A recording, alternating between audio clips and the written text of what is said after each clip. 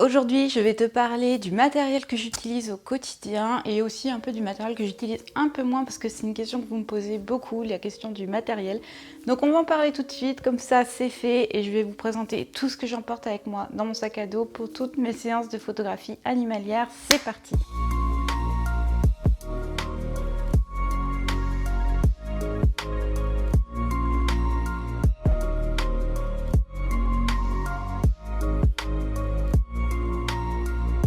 Salut les photographes et bienvenue sur la chaîne La Patte sur l'Objectif, la chaîne où on parle de photographie animalière. On est de nouveau ensemble pour cette nouvelle vidéo journalière et aujourd'hui je vais répondre à une question que vous me posez énormément et qu'on voit tout le temps sur les groupes Facebook. Dès qu'il y a une question, ça parle de ça, c'est le matériel. Donc quel matériel utiliser, comment choisir son matériel, etc. Donc là je vais faire une série de 3 vidéos. Aujourd'hui je vais simplement te présenter le matériel que moi j'utilise, qui n'est pas forcément celui que je recommande à 200%. C'est celui qui moi me convient, mais on verra dans les 2 prochaines vidéos que ça dépend vraiment de toi. D'ailleurs tout le matériel que je vais te présenter aujourd'hui c'est du matériel relativement récent. J'ai beaucoup changé ces derniers temps et ça va continuer à évoluer et c'est normal en fait, on se lasse des fois de certains objectifs, on a envie de mieux ou on a envie de changer de cap en fonction des contraintes qu'on rencontre, en fonction du style de photo qu'on veut essayer, etc. Donc là, je change régulièrement de matériel. Là, j'ai trouvé pour l'instant un matériel qui me convient bien, mais peut-être que dans 6 mois à 1 an, j'aurai plus le même matériel. En plus, je te cache pas, je pense que tu le sais, que le matériel photo coûte très cher. Malheureusement, on a une passion qui nous ruine. Et du coup, il faut prendre le temps d'économiser, d'être sûr de ses choix. Il faut vraiment mesurer les pour et les contre. Pourquoi je choisis ce matériel et pas un autre, etc. On va commencer par ce qui est le plus important. Mon boîtier, parce que sans lui, je ne peux pas prendre de photos. Il est tout neuf. Oui, tout neuf, parce que je l'ai acheté au mois de janvier et c'est l'EOS R. Alors, j'ai acheté l'EOS R qui est donc un hybride. Je suis passée du réflexe à l'hybride. Et l'hybride, je savais que je voulais y passer, je trouve ça absolument génial. Je t'explique rapidement, mais j'en parlerai dans une autre vidéo, la différence entre le réflexe et l'hybride. Le réflexe, en fait, tu as une visée optique, c'est-à-dire que quand tu regardes dans le viseur, tu vois exactement ce que tu vois avec tes yeux. C'est un effet de miroir qui te renvoie l'image que tu vois par ton objectif. Donc si tu changes ta profondeur du champ, si tu changes tes réglages avec une différence d'exposition, tu ne le verras pas dans ton viseur. Tu seras obligé de prendre ta photo et de regarder après ta photo sur les petits écrans pour voir si ta photo correspond à tes attentes par rapport à tes réglages ou si tu dois re-régler ton appareil. Dans l'hybride, la différence c'est qu'il n'y a plus de miroir. C'est pour ça qu'on les appelle aussi les mirrorless. Et en fait à la place donc j'ai un écran LCD à l'intérieur du viseur. Ça fait que je vois exactement le rendu de ma photo, enfin exactement. Il y a quand même des différences hein, mais grosso modo c'est ma photo que je vois dans le viseur. L'inconvénient de l'hybride, parce qu'il n'y a pas que des avantages, bon, déjà ça use plus vite la batterie parce que tu as 2 écrans au lieu d'un. Et tu peux avoir parfois des petites latences même si sur les boîtiers pro tu n'en as plus. Mais si tu pars sur un hybride on va dire moyenne gamme, tu peux encore avoir des petites latences entre ce qui se passe vraiment devant toi et ce que tu vois dans l'écran. Que moi j'ai pas le cas avec l'EOS R. Alors ça m'arrive en vidéo, par contre c'est vraiment pas un boîtier qui est fait pour la vidéo. Le peu de fois que j'ai filmé avec, vraiment c'est pas agréable. Alors par l'écran LCD tout va bien, si tu essaies de filmer par le viseur, laisse tomber. C'est vraiment un boîtier photo. Alors ce boîtier je l'ai avec une bague adaptative ici. Donc la bague adaptative, elle me permet de monter mes anciens objectifs quand même sur mon boîtier.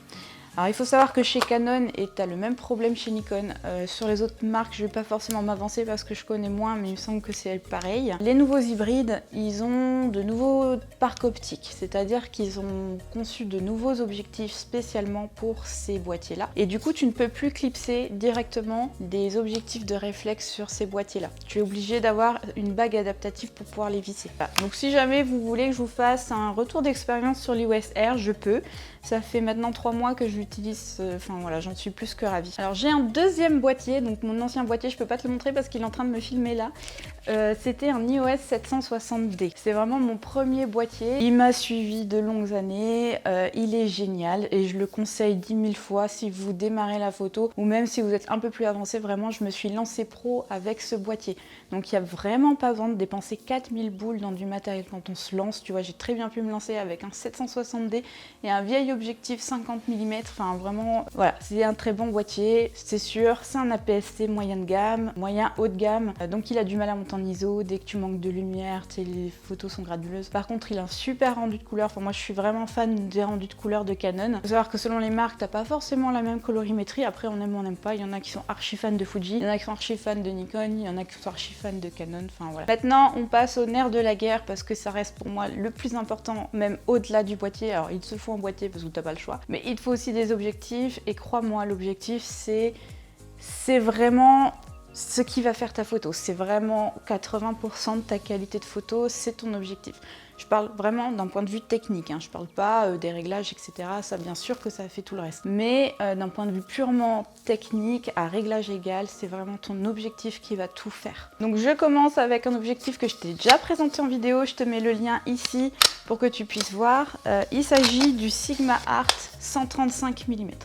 Donc c'est un très gros caillou, il pèse, je sais pas combien il pèse, je crois qu'il pèse 1,5 kg ou 1,6 kg, enfin voilà, c'est quand même un truc, toute une journée à bout de bras, je l'ai fait et vraiment ça te fait les pecs. Hein. Je le recommande à 10 000 %, mais tout comme toute la série des Art. Alors j'ai des amis qui ont acheté des Art focale fixe, je parle, donc 85 mm, 105 mm, 135 mm.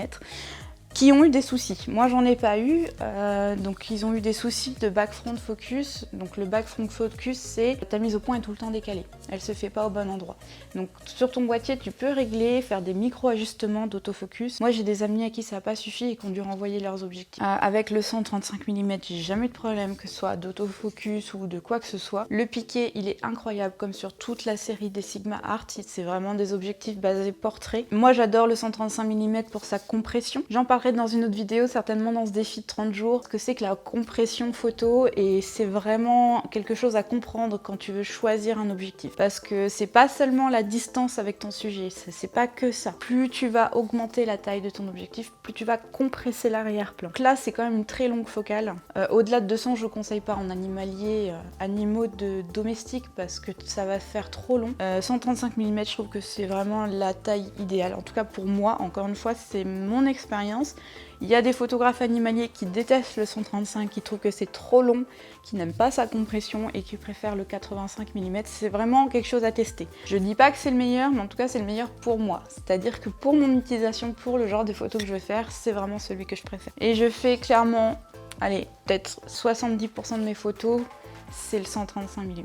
Pareil, c'est un objectif qui est relativement récent. Je l'ai acheté...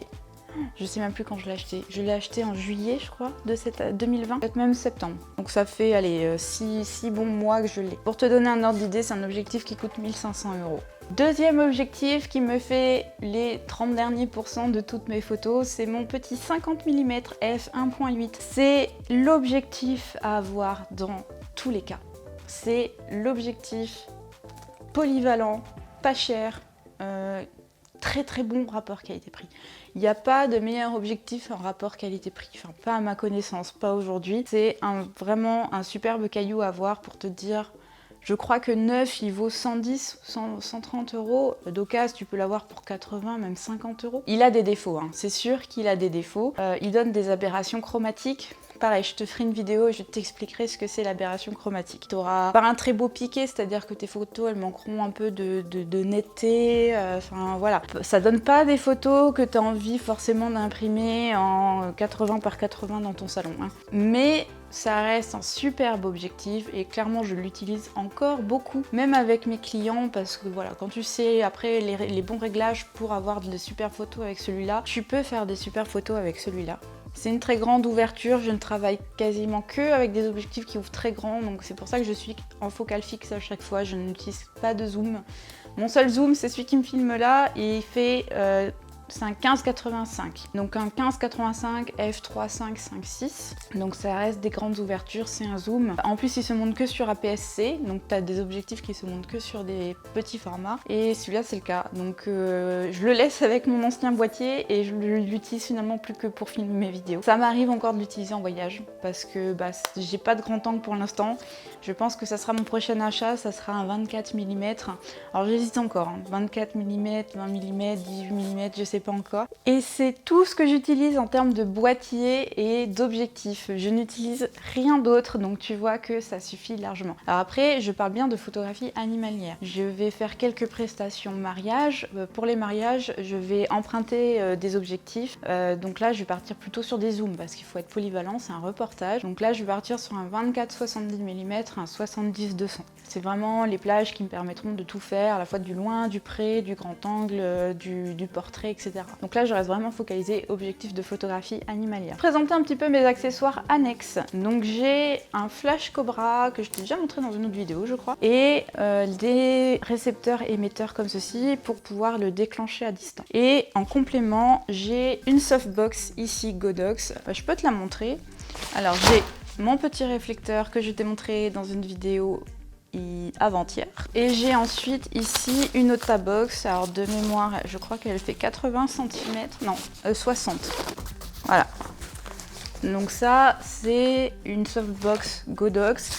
Et en fait, là, elle est faite pour les flash Cobra. Donc là, en fait, après, j'ai quelque chose pour fixer mon flash. Et je peux ensuite, avec l'émetteur, le déclencher à distance. Donc ça, c'est génial pour faire un petit peu de studio, on va dire, un peu mobile. Je l'ai très peu utilisé pour l'instant. Je maîtrise encore très mal le flash, je vais être honnête avec toi. Ça fait partie de mes points d'amélioration, le flash. J'ai l'intention de me former un petit peu sur le studio. Mais en tout cas, j'ai le matériel pour commencer à m'entraîner à faire du studio. Et je pense que c'est quelque chose que je vais commencer à faire sous peu. Donc je vais peut-être pouvoir te faire bientôt des vidéos sur la photographie animalière de studio. Ça serait trop bien quand même. Alors je t'ai pas montré le reste. En fait c'est classique, hein. Donc j'ai le voile blanc à mettre devant. J'ai un filet nid d'abeille aussi à mettre devant pour diriger la lumière, etc. Enfin, un autre petit accessoire, c'est mon trépied. Donc je pars sur Manfrotto qui est vraiment la référence des trépieds. Je te conseille pas forcément d'autres marques. Alors il y a des marques mieux que j'ai pas forcément en tête parce que, enfin voilà.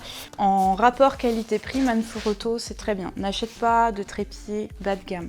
N'essaye pas de les avoir au rabais parce qu'un trépied, ça doit tenir dans le temps, ça peut vite être fragile. Si tu le déplies deux fois et que les pieds cassent et que ton appareil tombe, enfin c'est quand même la sécurité de ton appareil qui est en jeu avec ça. Donc je te conseille vraiment Manfrotto, ils sont solides, ils sont robustes, ils sont relativement légers, t'as de tout dans leur trépied, donc t'en as des très accessibles, t'en as des plutôt pro, enfin voilà, t'en as qui sont faits pour faire des panoramas, t'en as qui sont spécialisés vidéo, etc. Moi c'en est un assez simple, de mémoire je crois qu'il coûte 70 €, c'est pas non plus un crève-budget, ça fait des années que je l'ai, bon je l'utilise pas énormément, mais pourtant je l'ai maltraité quand même un petit peu, je l'ai planté dans le sable, je l'ai planté dans la boue, mais il est toujours là, les trépieds vont bien, les pieds vont bien, il se déplie toujours, enfin voilà. Donc tu le fixes par une toute petite bague comme ça que tu peux laisser tout le temps sur ton appareil photo si tu veux. Et comme ça tu le fixes très vite sur ton trépied, hop, t'as juste un truc comme ça, tu mets ton appareil photo, tu clips et c'est réglé et ton appareil bouge plus. Alors, par contre, je peux pas l'utiliser avec mon Sigma dessus parce que mon Sigma il est très lourd, j'ai pas de quoi fixer à l'objectif. Donc sur certains téléobjectifs, notamment le 70-200 par exemple, qui pèse très lourd, tu peux fixer par l'objectif. Donc tu fixes pas le boîtier, tu fixes vraiment l'objectif sur le trépied. Sur le Sigma, je peux pas faire ça, j'ai pas de quoi fixer l'objectif au trépied. Et du coup, si je mets mon hybride qui est très léger, à savoir que les hybrides sont beaucoup plus légers que les réflexes, et mon Sigma, si je le mets dessus, ça fait... Donc non, je n'utilise pas mon Sigma 135 avec le trépied du coup. Allez, je pars sur le dernier petit accessoire. Je sors un petit peu de l'animalier, d'accord, mais je te le présente quand même. Et encore que je sors pas tout à fait de l'animalier parce que j'ai pour projet de faire des photos avec, j'ai des idées en tête. Il faut juste que je trouve encore le lieu pour le faire. Il s'agit de ça. Donc ça, c'est un filtre ND. En fait, c'est un filtre opaque. Donc celui-là, c'est un ND1000, ça s'appelle. Donc ça veut dire que ça va venir opacifier ton objectif et ça va t'obliger à utiliser des grands temps d'obturation. Pourquoi utiliser des filtres comme ça? En fait, c'est pour faire de la pose longue. Donc si tu es devant quelque chose en mouvement et que tu veux faire un effet flou, on le voit souvent avec un ciel par exemple pour voir le filet des nuages ou devant une rivière pour voir le filet de l'eau. Tu es obligé d'utiliser ce genre de filtre, sinon tu vas cramer tes photos. Tu ne pourras pas régler de façon à avoir ce joli filet d'eau. Bon, par contre, je l'ai acheté il y a un petit moment et c'est un 72 mm de diamètre et donc il ne va que sur mon zoom qui est en train de me filmer là. Et le vrai dernier accessoire, c'est celui-là. C'est mes petites cartes SD. Mon conseil, pareil, n'achète jamais de carte SD au rabais. Prends des marques fiables, tu vois, moi j'achète toujours des SanDisk, je sais qu'elles me conviennent. Un autre conseil, n'achète pas des cartes de 128 Go, ça sert à rien. Alors à moins que tu fasses de la vidéo et que tu aies des très gros fichiers, c'est sûr si tu as un appareil photo qui shoot en 50 mégapixels, si tu es sur le R5 par exemple, tes photos sont tellement lourdes, si en plus tu les enregistres en double, pourquoi pas. Mais je te conseille d'utiliser plutôt des petites cartes, quitte à changer régulièrement au cours de ta journée de shooting. Alors pourquoi je te conseille des petites cartes SD? Tout simplement parce que ça arrive qu'elles lâchent. Ça arrive que tu rentres chez toi, que tu veuilles décharger tes photos et là, catastrophe, la carte ne marche plus, tu as perdu toutes tes photos. Et quand c'est pour toi, bon bah t'as tes deg, hein, mais bon, bah, c'est tes photos qui sont perdues. Si c'est celle d'un client, là t'es mal. Surtout si t'es, imagine, en reportage, c'était la seule occasion de faire des photos, bah là t'es vraiment mal. Et il vaut mieux perdre un tiers, la moitié des photos, que toutes. Donc voilà, c'est pour ça que je te conseille d'avoir plusieurs cartes SD et plutôt des petites et de changer régulièrement au cours d'un shooting pour éviter ce genre de problème. Évidemment, si tu as un boîtier qui te permet de mettre 2 cartes SD, comme le R6 par exemple, bah oui, là tu peux à la limite te permettre de mettre des plus grosses cartes parce que tu as une double sauvegarde. Si tu utilises en double sauvegarde.